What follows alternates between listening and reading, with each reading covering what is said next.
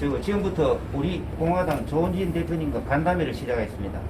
사무국장이 병가로 참석하신 분의 소개를 제가 진행하고 서무시장 상가연합회 이사회 각자 소개하는 것으로 진행하겠습니다. 먼저 대구 달서구 국회의원 삼선 연임한 우리 공화당 조은진 대표님 참석하셨습니다. 우리 공화당 한상수 최고위원님 참석하셨습니다. 우리 공화당 이성우 최고위원님 참석하셨습니다. 우리 공화당 진순정 최고위원님 참석하셨습니다. 반갑습니다. 이성무 현진섭. 현지섭 최고위원님 참석하셨습니다. 네, 반갑습니다. 네. 저는 서무시장 사과연합회 회장 김범수입니다. 반갑습니다. 어제는 대기 무시에 상가연합회 부회장 김경만입니다. 공관연합회 감사 김기훈입니다. 상가회장 황선다입니다. 은행 선물 선거합니다. 정기입니다. 동물상가 회장 노현입니다. 이지구 대표 오주백입니다.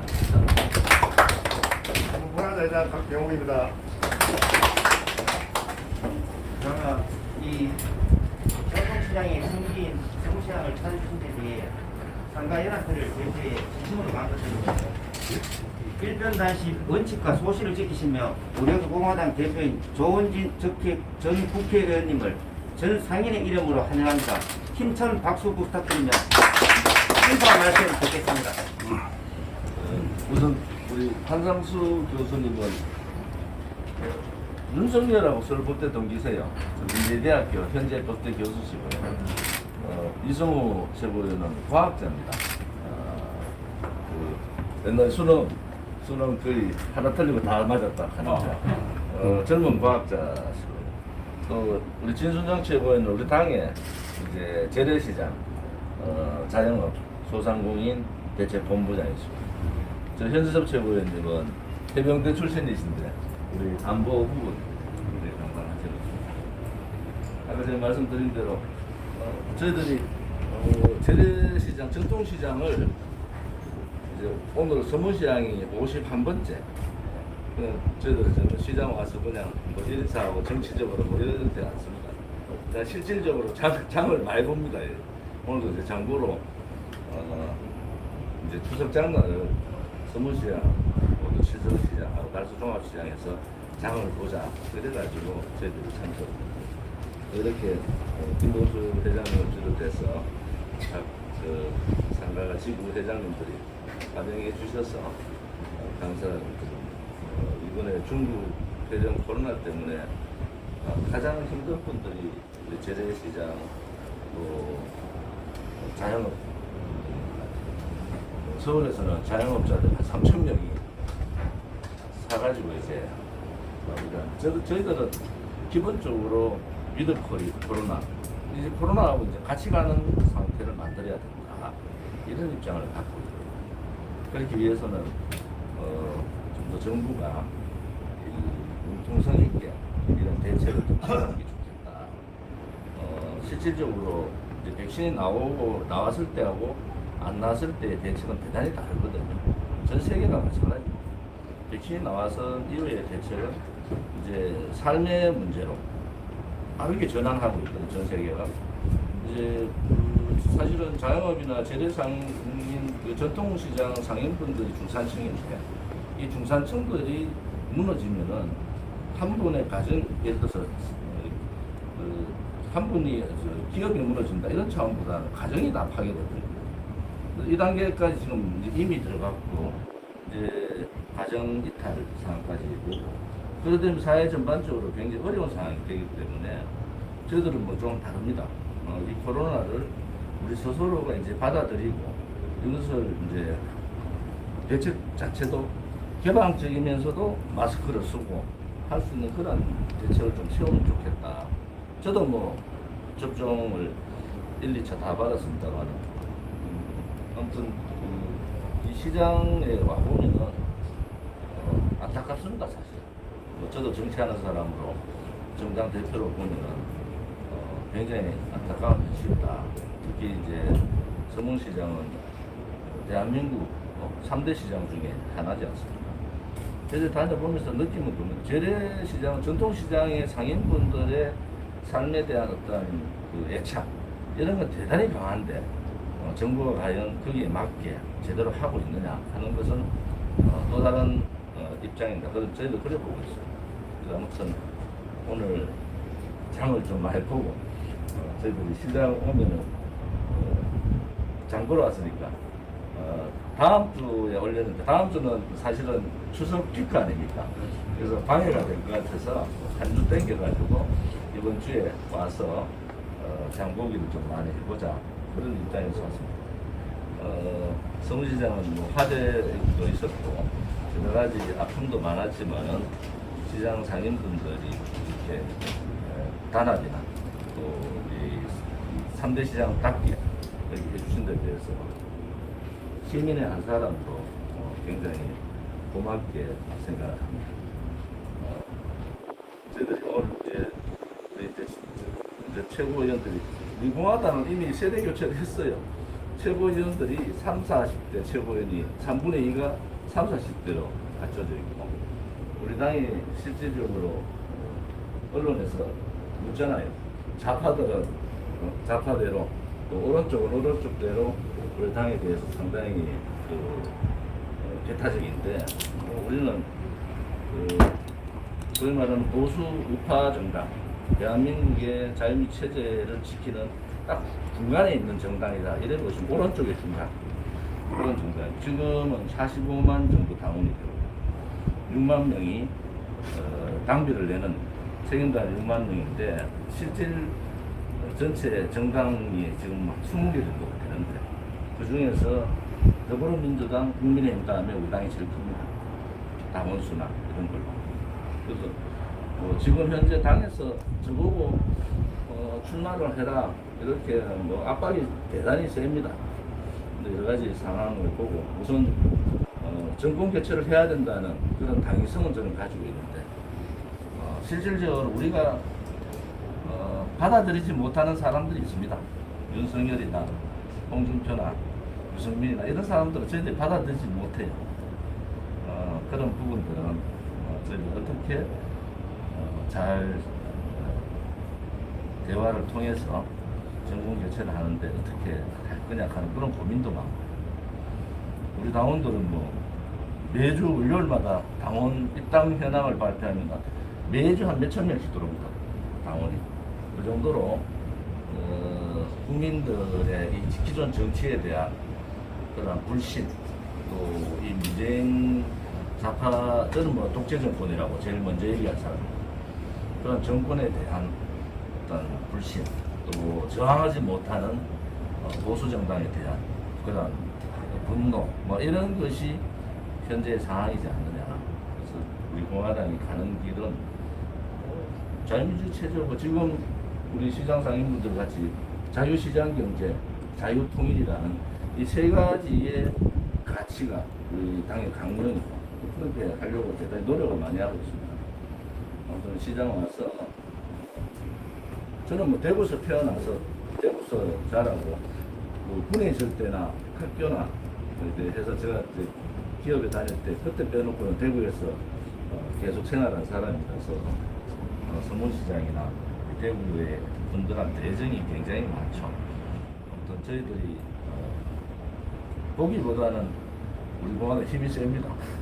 그래서 저보고도 지금 압박이 출마선을 늦게 한다고 좀 난리가 여러 사람들을 좀 만나 뵙고 또 그 일환으로 오늘 이제 1차 50회까지 하고요. 2차 첫 스타트가 서문시장입니다. 이제 서문시장 시작으로 100차까지 저희들이 남은 전통시장을 좀 다니겠다 이런 생각을 가지고 있습니다.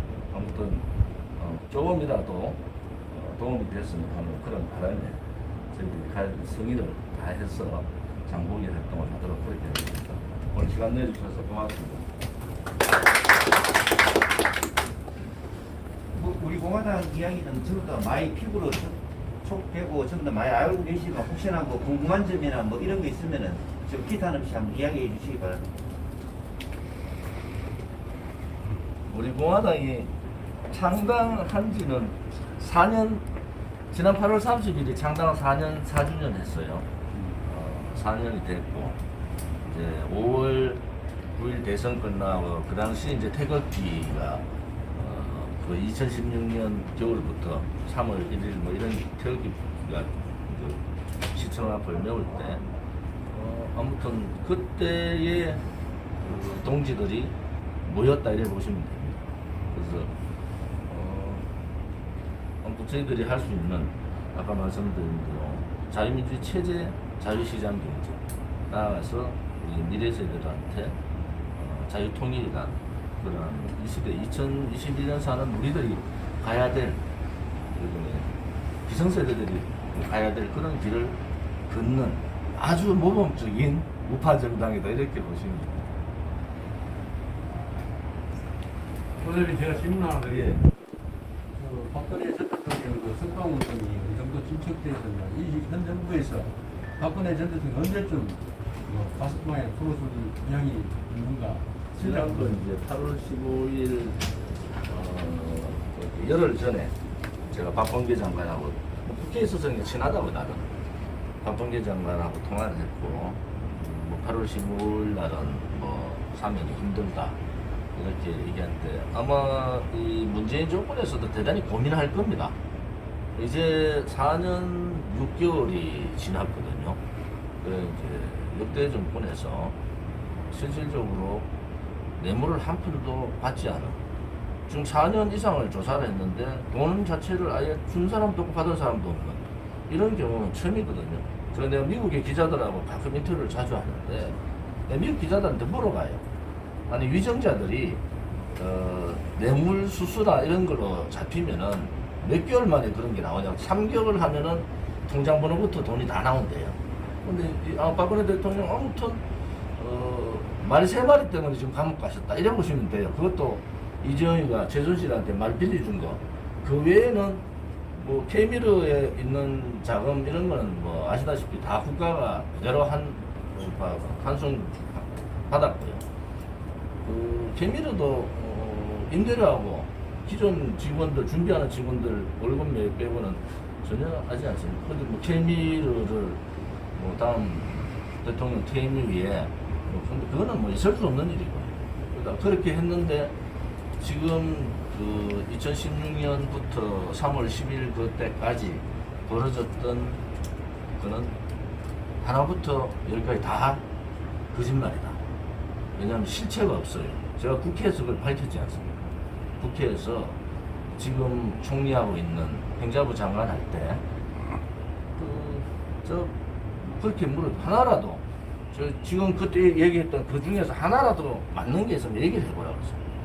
하나부터 한 80까지의 거짓말이 80명의 패널들이 거짓말을 확대 재생산해가지고 인터넷 언론, 좌파 인터넷 언론 한번 올리면은 그걸 확대 재생산해가 기정사실이냐 이렇게 했는데 실질적으로 하나도 맞는 게 없습니다.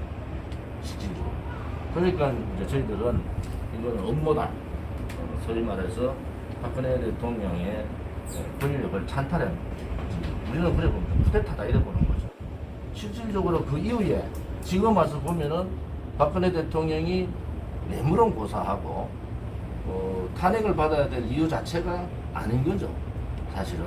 근데 이제 뭐 물론 유승민이라는 사람도 뭐 그거로 정치 생명이 끝난 거죠. 지금 뭐 저래 해도 안 되지 않습니까? 그래서 우리가 얘기하는 그 시대적인 이 자기 쪽에 있는 자당에 있는 사람들의 배신이 아니었으면은 탄핵이 될 수가 없죠. 그런 배신의 문제가 그때는 반기문이라는 사람이 대통령이 될 거다 이렇게 확신을 가졌다고 그 사람들이. 근데 좌파들을 너무 쉽게 본 거죠. 뭐 우리는 이번 추석에도 대통령께서 좀 나오시면 좋겠다 이런 입장인데 문재인 정권 내부에서는 굉장히 복잡합니다. 사실은 이낙연 총리가 연초에 할 때 벌써 청와대하고 다 조율을 했었거든요. 조율 다 해가지고 이낙연 총리가 했는데 이제 소위 대깨문 그 강성 그 지지자들의 반대에 부딪혀가지고 대통령께서 못 나오셨는데 저희들 입장에서는 건강 상태가 굉장히 안 좋습니다. 굉장히. 그게 이제 신장 계통이 안 좋아서 계속 얼굴이 붓는 입장이거든요. 또 이제 제대로 이제 치료를 많이 하고 있지만은 제대로 누워 있지 못해요. 앉아 있어야 되는 상황. 허리가 아파서. 그 정도 같으면은 이제 4년이 지났고 최장기 지금 부검 상태라서 저는 조금 석방할 시기가 됐는데 뭐 좌파들은 그래 보는 것 같아요. 이번 대통령 선거의 최대 변수가 박근혜 대통령이다. 왜냐면 뭐 이분이 나오셔가지고 전국 방방곡곡 다니면서 뭐 이렇게 운동을 하시면은 이건 또 다른 상황이 벌어지지 않습니까? 그래서 좌파들이 지금 아마 정권을 다시 가져간다 이 확신을 가진 것 같더라고요.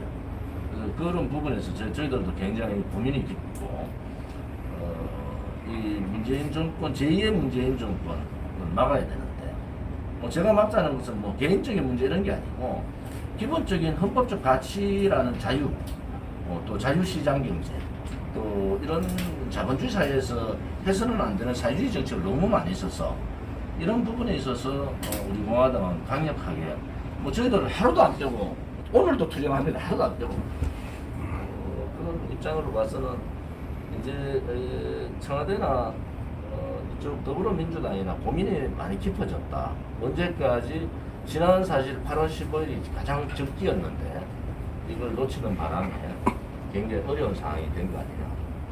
뭐 저희들 바람은 이번 추석에라도 좀 나오셨으면 그런 바람이 있는 것도 사실입니다. 그런데 아직까지 박봉계 장관 뉘앙스로는 좀 더 시간이 필요하다. 그런 입장입니다. 제가 한마디 예. 요거는 뭐 정치는 정치한 사람이 하셔야 되는 거고,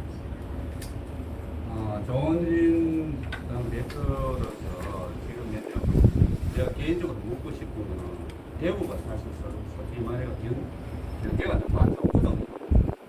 옛날 신산령이라든지 이런 데 대해서 당 대표 지금 조원진 대표는 어떻게 생각하시고, 두 번째는 또 소상공인들 실제 지금 오늘도 뭐 장보러 오시고 이렇게 하지만 이 그냥 뭐 일시적으로 이렇게 가지고 이게 지금 맨날 이거들 실질적으로 이 서무시장에 지금 맨날 세도 못 내고 또 왜냐면 이거 놓자니 갈 자리가 없고 들고 있잖아요. 빚만 지고 이렇게 되는데 이거는 뭐 정부에서는 뭐 어떤 뭐 지원 자금 이게 있다고 해결되는 건 아니거든요.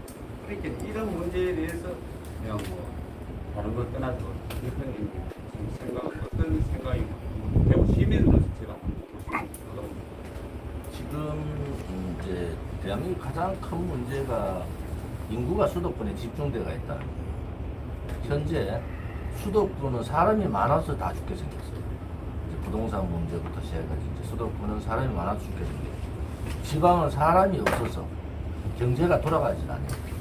그래서 뭐 노무현 대통령 이런저런 얘기는 노무현 대통령이 가장 잘한 것이 이제 지방 경제를 살리기 위한 공기업 공공기관의 이전 아닙니까? 저는 뭐 현재 5.16 혁명 이후에 박정희 대통령이 했던 그러한 경제 정책에서 제2의 이제 기적을 나누는 것은 사람을 분산시켜야 된다.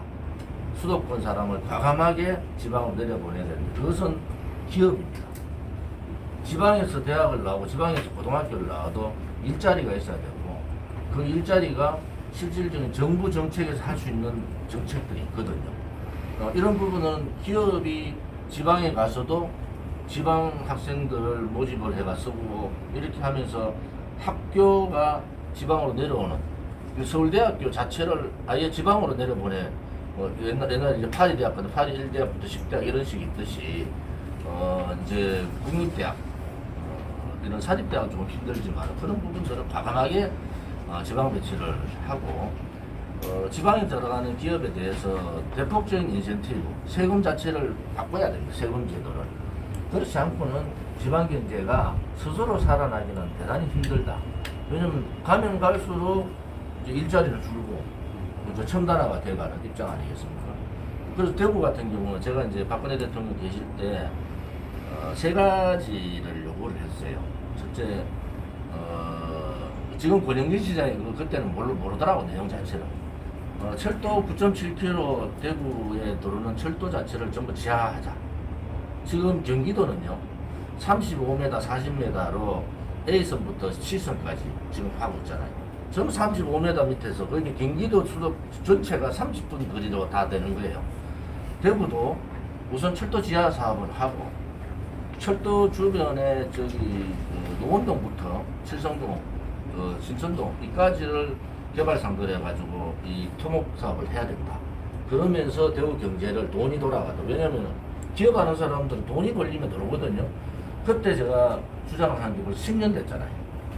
모르더라고. 근데 그거 다 부산수하고 경기도수하고 다 해버렸어요. 제주여행 할 때 안 했거든요. 우리가 그때 했어야 돼요. 그때. 그래서 박근혜 대통령 정부 때도 제가 그거를 이제 공항 문제가 처리됐을 때, 철도 지하 사업을 합시다. 그리고, 철도 부지는 서울시가, 대구시가 한 28%, 나머지는 다 국가 땅이라 가지고. 그러고 이제 부지가 좀 좁으면 옆에 땅을 사들였으더라도 철도 지하 사업을 통해서 대구가 경계가 없는, 그 다음에 그 지금 가장 낙후되가 있는 철도 주변 공사를 하면은 돈이 돈다. 그때 제가 생각했던 게 한 20조 민간 자본이 들어오게 돼 있어요. 왜냐하면은 철도 사업이 들어올 때 민간 자본이 들어와서 이제 분양 사업을, 건설 사업을 민간에다 주는 겁니다. 정부가 땅을. 그때 기회를 한번 놓쳤어요. 그때 사실은 권 시장이 그 김범민 시장 때부터 제가 주장하죠. 두 번째는 지금 이제 대구시청 시청 부지를 아무튼 옮겨야 되겠는데 시청을 옮기면 그 지역을 의료 특구로 좀 만들어 달라. 의료 특구 그때 약정골목 선문시장 시장 특구 의료 특구 겸 이제 시장을 넣어가지고 약정골목 선문시장 경북대 의대 뭐 이래가지고 의료 특구를 만들면은 그때 특구를 가져왔어야 되거든요. 그러면 대폭적인 지원이 되고 선문시장도 또 다른 상황이 전개되는 겁니다. 그 이제 진행을 대통령께서도 검토해라 이렇게 하자 이렇게 했었고요. 지금 하고 있는 이제 달빛 동맹 해가지고 광주 대구 내륙철도 제가 주장한 거 아니에요. 내륙철도 하자. 그러니까 다 안 된다 했어요. 세 가지 다 그때 했어야 돼요. 그때 했으면은 대구가 특구 지역이 되면서 오송이 저렇게 크질 못했어요. 사실은 대구가 그 계명대학교, 계명대, 동산병원, 경북대 의대, 약정골목, 선문시장을 포함해서 이쪽 전체를 의료 특구로 묶었으면은 대책 자체가 굉장히 다른 방향으로 갔습니다. 뭐 아이디어를 많이 줬는데 못 받더라고. 그래서 제가 시장 했으면 했을 텐데 안 되더라고. 사실은 이 아이디어가 저는 기업을 해봤고 대구에서 프로젝트 담당을 해봤잖아요. 그러니까 무에서 유구를 만들어낸다면 프로젝트 담당이라는 게 그 대구를 어떻게 하면 대구를 살릴 거냐 하는 고민. 또 하나는 이제 그 4대강 사업할 때 지금의 하원 그게 이제 워터파크라 해가지고 이제 하원하고 고려 요 지역을 묶어서 그쪽에다가 위락시설을 갖다 놓고 많은 사람들 대구를 찾아오게 만들자. 그래서 디즈니랜드까지 얘기 나왔었어요. 그래서 제가 그것 때문에 이제 울브라이트 국무장관 했던 그 미국의 울브라이트 재단이라고 있습니다. 재단하고 이제 협의를 해서 미국까지 갔다 왔잖아요.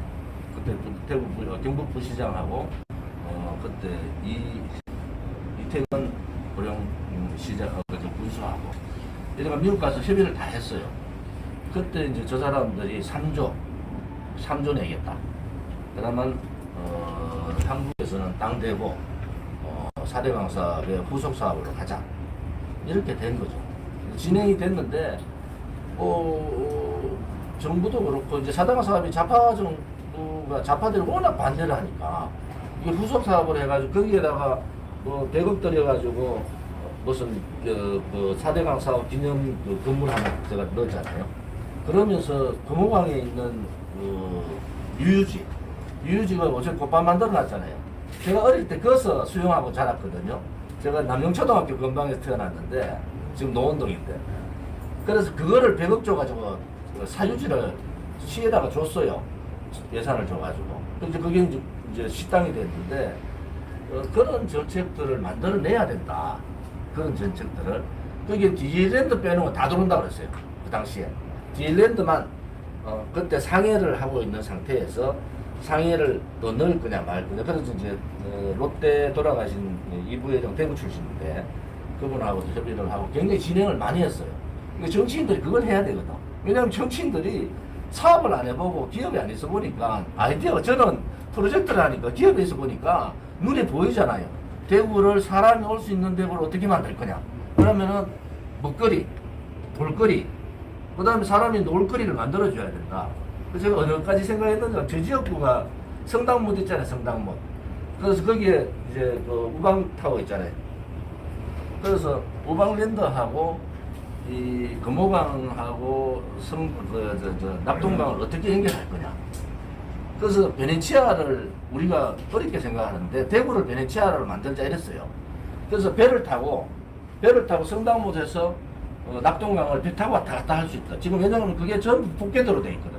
복개도로 열면요, 그게 수로가 되는 겁니다. 그게 수로가 되면 거기 그거 보러 전국의 사람들이 다 올 거예요. 왜? 아니 배를 타고 강에서 배를 타고 이 성당못으로 들어와서 지금 성당못을 배로 키우는 원래 성당못 크기로 만들면은 그게 이제 저기 롯데월드 석촌호수 그 정도 크기 되거든요. 그래서 무조건 뭘 만들어내야 된다. 대구에 올라니까 뭐 볼 게 있어야지.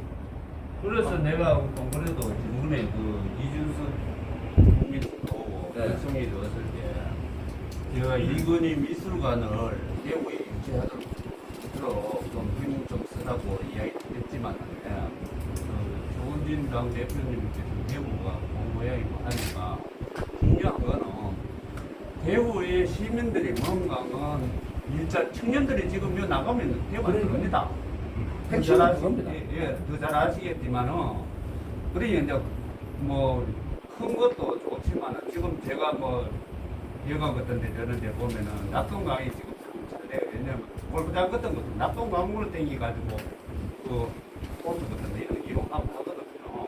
그런데, 중요한 거는, 재배청도 뭐, 전라도 쪽으로 가고, 뭐, 사실, 자동차 사업도 뭐, 부산으로 가고, 이 부속 공장도 몇 개 돼 있고, 뭐 전자제품이라든지 반도체라든지 사실은 좀 그렇지 않습니까? 이거를 왜냐면 대구에 이혼하시고 하는 사람들이 앞에 나서서 물건은 대구에 일자리라든지 또 나가서 그냥 무슨 기업 정치를 하도록 자꾸 목소리를 내가 해야 되는데 제가 봐서는 그런 데를 진입을 별로 안 쓰는 것도 지금 보시면 알지만 대부분 나쁘면 그게 뭐야 또 한 3년 동안 나오다가 또 정치 나오고 하는 그런 거를 누가 이렇게 앞장서가 하면 되었어요. 실질적으로 밀고 다 하지 잘 알겠지만 그런 문제가 좀 제가 이제 국회의원들은 예. 한편 정치인이지만 한편 경제인이 돼야 되잖아요. 지역 경제가 제가 솔직히 말해 제가 국회의원 되니까요. 선배들이 지역구 가지 마라 하더라고. 그때 국회의원 선배들이 니 뭐 지역구 왜 다니냐. 지역구 다니고. 그래 내가 아니 저는 집도 제 대구에 있고 돈이 없어가 서울에 전세 얻을 돈도 없는데 그럼 저 어디 있습니까? 대구 내려가야지. 그래서 이제 제가 대구 오면서 지역구 관리를 정말 열심히 했잖아요. 제가 국회의원 중에서 예산을 제일 많이 가져왔어요. 지금 제2정부센터 제 지역구는 아니지만은 동구에 제2정부센터 제가 갖다 집어넣었잖아요. 그때 행안에 있을 때. 아무튼 국회의원들이 계속 우리 보좌진들은 힘들죠. 왜냐면 아이디어를 막 계속 내고 이것을 전문가들하고 또 논의를 해야 되고 발표할 때는요 전문가들하고 간담회를 통해서 물건을 만들어내요. 지금 제가 말씀드릴 때는 벌써 물건이 다 만들어서 집행만 하면 되는데 말을 못 알아듣는 사람들한테 암만 얘기도 안 되더라고.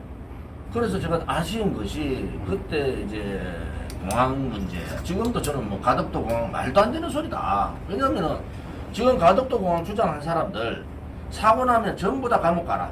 저는 그래봐요. 사고 위험이 가장 많고 또 예산으로서 될 수 없는 상황이고 지금 그 당시에 밀양 가덕도에 밀양이 점수가 높았단 말이에요. 제일 아쉬운 건 그때 밀양 줬어야 되는 거예요. 그렇지 않고 저래야 있으니까 좌파 정부에서 선거 때 표요식을 가지고 가덕도 공항 가자. 그러면은 대구 공항은요, 대구 경북 공항 만드나 마나 안 됩니다. 가덕도 공항 생겨버리면. 이게 지금 우리로 봐서는 절대절명인데 대구 국회의원들도 가덕도 공항 얘기를 안 하더라고요, 요새. 그러니까 아니 가덕도 공항에 나 분명히 사고 터진다.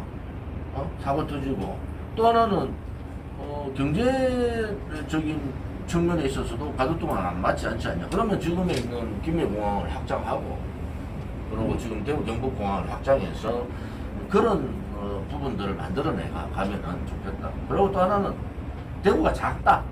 제가 볼 때는 이제는 대구 경북이 합칠 때가 됐다. 왜냐하면 대구 경북이 하나로 해도 수도권 논리 못 따라가는데 이게 뭐 갈라서 가지고 끈끈마다 경북하고 대구하고 부딪히는 거예요.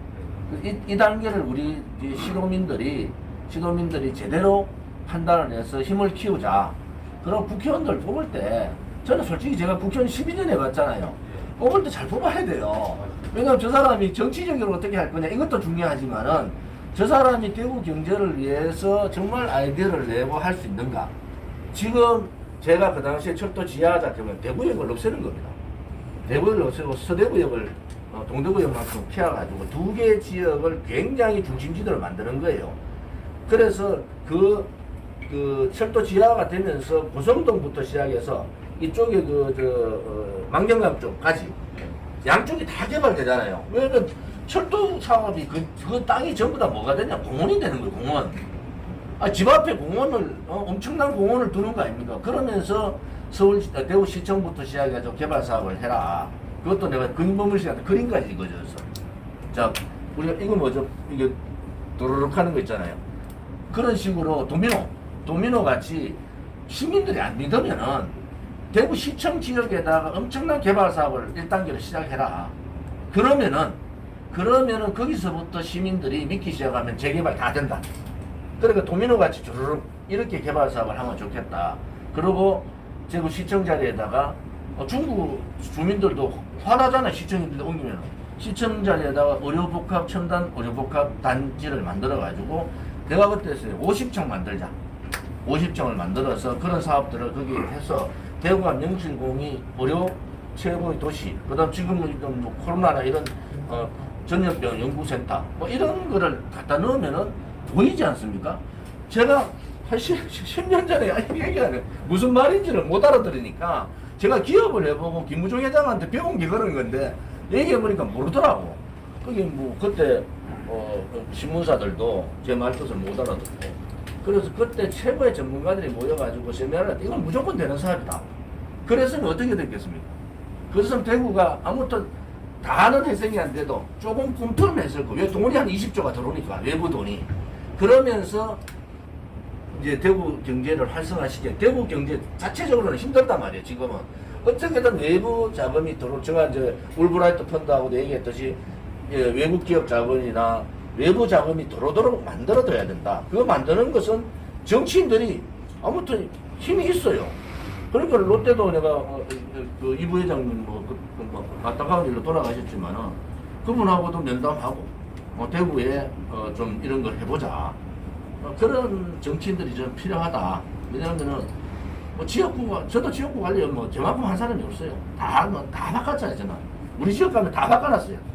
그런데도 이게 거대 정당 옳은 소리 안만 하고 옳은 소리 해도 선거철만 되면 아이고 막 큰 데로 가야 안 되나 뭐 이런 얘기 논리로 하니까 아이디어 가진 사람들 혹은 저같이 기업을 해보고 또 대기업에서 이 프로젝트를 해본 사람들의 아이디어가 먹히질 않는 거예요. 그래서 이제 또 상인회 회장님들이 그런 사람들을 앞으로 뽑아주셔야 돼요. 몇 사람만 뽑으면요 바뀝니다. 왜 몇 사람만 뽑으면요 바뀌어서 제가 왜 그 예산을 많이 가져왔느냐. 제가 보좌관 출신을 했잖아요.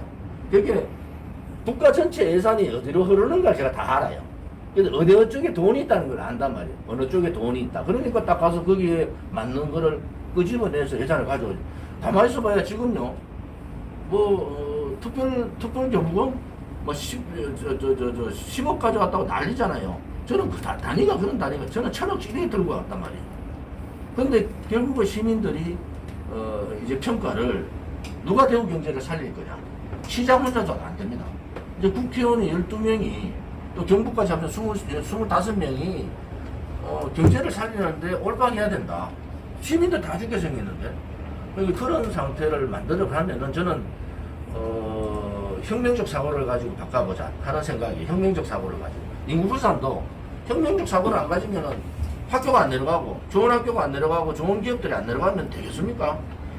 지방 기업에 대한 인센티브를 대폭 강화해서 사람이 몰릴 수 있는 대구로 사람이 올 수 있는 분위기를 만들어야 된다 하는 그런 소신이 있고 앞으로도 뭐 그렇게 할 생각입니다 저는. 네. 알겠습니다.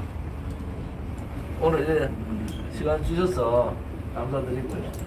아무튼 뭐 우리 공화당이 지금 의석 한석도 없지만 다음 총선 정도 되면 저희들 한 100만 당원에 20만 책임당원 정도 지금 주제로 갈 그렇게 할 겁니다.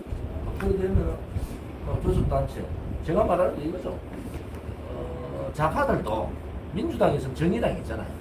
그러니까 항상 민주당이 긴장하게 만들어요. 오른쪽도 이제는 우파의 정의당 같은 당을 하나 만들어줘야 돼. 그래야지 국힘당이 저렇게 나태해지지 못해. 왜? 투쟁 못하면 이쪽에 투쟁하면요. 국민들이 보잖아요. 야, 저는 투쟁하는데 너 뭐하냐? 이게 비교 대상이 없으니까 자기들이 얼마나 무능하고 무책임하고 이렇게 이 문재인 정권의 실책에 대해서 대처를 못하고 있다. 이런 거를 이제 국민들이 아셔야 돼요. 그래서 우리가 이제 의도적으로 호남에서는 안철수 나오니까 안철수 찍어주는 거예요. 왜? 견제를 시킨다고. 하나 놔두니까 안 되더라. 그러니까 절대 안 되더라. 그걸 느껴가지고 이제 야당이잖아요. 앞으로 이제 여당이 될 수도 있고 아무튼 다수당이 되기는 상당히 힘든 상황이 이제 돼버렸어요. 그래서 이제 오른쪽도 상호와 같은 역할을 할 수 있는 당을 하나 만들어줘야 돼. 그래야지 경쟁이 되고 여기 올바르게 정당이 제대로 갈 수 있는 역할을 할 수 있다. 그럼 저희들은 이제 그 얘기를 하죠. 이제 오른쪽에 정의당 같은 우파 정당도 하나 만들어 달라. 그래서 우리가 힘들더라도 그런 각오를 가지고 열심히 하고 있습니다. 진짜 저희들요. 저 검찰에 기소가 5번 됐어요. 뭐 때문에 뭐 제가 뭐 부정부패한다 이런 게 아니고 전부 다 집회 문제, 뭐 말 문제, 뭐 문재인 보고 뭐 미친 새끼라고 하고 이랬다 뭐 그런 거 고발 당하고 말이 그래서 그런 거에 대해서는 그거에 하나도 제가 안타까운 것은 대구 시민들이 방법이 없다는 거야. 이런 식으로 가면은 앞으로 시장도 마찬가지예요. 시장이 완전히 이 대구를 머리부터 발끝까지 한번 바꿔보겠다. 그렇게 도전의식을 가지고 대구를 어떻게 바꿀 거냐라는 시장은요 3분의 1은 외국가 있어야 됩니다. 국내 자본이 들어오기는 굉장히 열악하니까 외국들하고 협의를 하고 그 사람들한테 문호를 개발해가지고 할 수 있는 그런 방법을 찾아야 된다. 앞으로 이제 국회의원이나 시장도 그런 사고를 가진 사람들이 대통령도 마찬가지고 좀 더 5.16 혁명 이후에 경제개발 5개년 계획했듯이 다시 40년이 지난 지금 우리가 다시 한 번 더 지금 5.16 혁명은 벌써 50년이 지났잖아요. 60년 가까이 됐잖아요. 지금부터 다시 한 번 더 대한민국을 일으켜야 되는데 그 중심에 대구가 있는 거예요. 대구는 이 힘이 있다고요. 어쨌든 간에. 그러니까 그 힘을 어디로 하느냐. 경제 부흥하는 데 해야 된다. 제가 지금 오늘 얘기한 건 한 10가지 얘기했잖아요. 이런 부분을 실천하도록 만들어줘야 된다. 그러니까 국회의원 되면요. 이제는 정말 대구 시민들이 뭘 먹고 살 거냐. 여기에 중점을 두고 하면은 좀 된다고 봐요. 저력이 있으니까. 의원 제가 예. 한 가지 질의를 하겠습니다. 오늘 제가 많은 발언에 대한 들었는데 경제에 대한 여러 가지 원인도 있고 뭐 아이디어가 많은 것을 인지를 했습니다. 제가 궁금한 것은 수도권 대형 대구는 있지 않습니까? 예. 그리고 지방에 위치를 했을 때 국제기관상 관심에 대한 어떤 계약이 있습니까? 지방이 안 이루어져. 돈이 안 되니까. 지금 이제 대구에는 그나마 경북대학교대, 그 다음에 이 김영대의대, 군대 동산병원, 또 경대의대, 또 가톨릭 의대, 뭐 이런 의대들이 있어서 나름대로 하는데 실질적으로 서울 수도권에서 못하는 수술만 합니다. 대구는. 수도권에서 예를 들어서 지금 예를 들어 간수술 이런 거는요. 이제 수도권이 이제 캐파 사람을 그걸 할 정도로 안 되는 거야. 그러니까 이제 수도권 지방에서 겨우 거래가 먹고 사는데 제약 조건 없습니다. 제약 조건 없는데 하려면은 인센티브를 줘야 돼요. 그럼 이제 그게 이제 기존의 병원들하고의 어떤 차별을 어떻게 둘 거냐 그것도 고민이지 않습니까? 뭐 돈이 뭐 우리 KTX 생겼을 때 전부 다 수도권 가자 그건 맞는 말이에요. 방법이 없잖아요. 근데 아픈 사람이 좋은 병원 가겠다는 욕구를 막을 수는 없잖아요. 그러면은 의사들이 지방으로 보내면은 의사들이 안 온다고. 좋은 의사들이. 그거에 대한 인센티브를 대구시가 만들어줘야 돼요. 대구시가. 예를 들어 서울대학병원도 제가 알기로는 서울대학교 자체를 1대학부터 10대학 단과대학별로 나눠가지고 지방을 다 보내라. 그건 할 수 있단 말이에요. 사립대학은 안 돼도. 그런 방법으로라도 해서 분산을 좀 인구 분산을 하는 제도를 좀 만들어내고 또 대구시가 꼭 필요한 예를 들어서 의대 뭐 우리가 최소한도로 연대 세브란스 그다음 서울대 세브란스 정도의 병원들이 대구에 들어올 수 있는 틀을 만들어줘야 되잖아요. 그게 또 지금 기존에 있는 대학병원들하고의 경쟁 문제 때문에 또 그 또한 굉장히 어려운 상황이 있다 이래 보는 거죠. 그래서 아무튼 시장이 제가 솔직히 말씀드리면 시장이요 매달려야 됩니다. 시장이 매달려야 돼요. 뭐 하나 가져오더라도 매달리가 해야 됩니다. 그게 매달리도 그냥 매달리지 말고 막 정말 진돗개 같이 꽉 물어야 돼요. 물어가지고 막 끝까지 부딪혀가 내 임기 동안에는 이거만큼 해놓겠다. 뭐 이렇게 하고 제가 그때 대통령이 전에 안 되셨으면 이제 특구 작업이 들어가고 철도 지하 사업이 들어갔을 거예요. 솔직히 제가 시장 됐으면 벌써 했을 거예요. 근데 그야 뭐 시민들의 선택인데 뭐 그런 부분들은 뭐 병원뿐만이 아니고 대기업도 마찬가지고요. 또 새로운 아이디어를 내고 또 기업들이 돈이 보인다. 저거 아니 돈이 보인다. 왜? 대구 동심에 아파트지만 돈 벌잖아요. 앞에 철도 부지가 전부 공원이 되면은 그 세계적인 그런 사례가 되게 많단 말이에요. 그거를 대구가 약해요. 왜냐하면은 대전은 그 당시에 내가 대전은 같이 하려고 그랬어요. 대전을. 근데 대전은 여기 좀 얘기하고 상황이 다르더라고. 대구는 땅이 국가 땅이 70한 2%가 되니까 이 가능성이 되게 높은 거예요. 만약에 대구 지금 철도 부지가 공원 부지가 됐으면 어떻게 됐습니까? 그 옆에 칠성동, 고성동부터 시작해서 이쪽에 전매청 그 아파트 좀 들어와도 엄청나게 잘 팔리잖아. 이 전부 다가 아파트 단지, 고급 아파트 단지로 되면서 대구 도심이 구호 도심권이 사는 거예요. 그래서 앞으로 우리 회장님부터 우리 서문시장의 우리 회장님들이 자꾸 말을 해야 됩니다. 바꿔라. 시민들이 만족할 때까지 시민들 됐다 할 때까지 한번 바꿔봐라. 머리부터 발끝까지 다 바꿔라. 그렇게 하면요 국회의원들이요 놀러 못 다닙니다. 왜? 한 사람이 그렇게 뛰면요 국회의원들 저 때문에 제가 대구에서 이제 집 가지고 대구에서 국회의원 생활을 하니까 서울에서 대구에 그냥 월세다 전세 살던 사람 다 내려왔잖아요. 한 사람이 그래 하면 다 따라 하겠다니. 그러니까 아무튼 거기에 맞는 사람을 여러분들이 힘들다 하지 말고 거기에 맞는 사람을 만들어 가지고 계속 압박을 줘야 돼요. 바꿔라. 그러고 했는데 안 되면 또 바꿔치우면 안 돼요. 가만히 나오기만 나오면 찍어주니까 이게 뭐 일을 하든 안 하든 저는 또 좀 후회스러운 거예요. 내같이 일을 새가 빠지게 했는데도 안 찍어주더라고. 왜 안 찍어줘? 새누리당 아니다 이런 거야. 그러니까 그거부터 바꿔야 된다. 그거부터. 그러니까 대구 시민들이 현명해져야 된다. 선택할 때 일을 정말 잘하나. 전마가 지금 대구 시민을 위해서 뭘 가져왔노? 그거 꼼꼼히 보고요. 또 이어서 불러서 얘기하세요. 오늘 저같이 한 30분 불러 얘기하면요 바닥 다 보이잖아요. 그럼 니 그동안 뭐 했노? 앞으로 뭐 할 끼고 물으면은 그것을 선택을 하셔서 지지선을 해주고 하면 됩니다.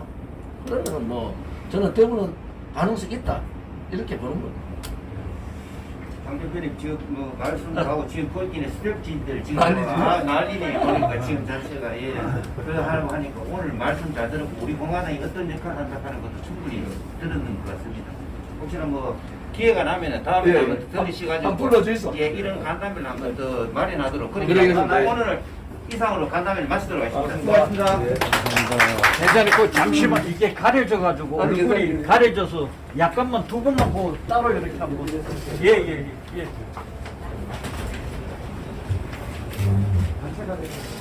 악수나 한번 해주시면 예. 감사합니다.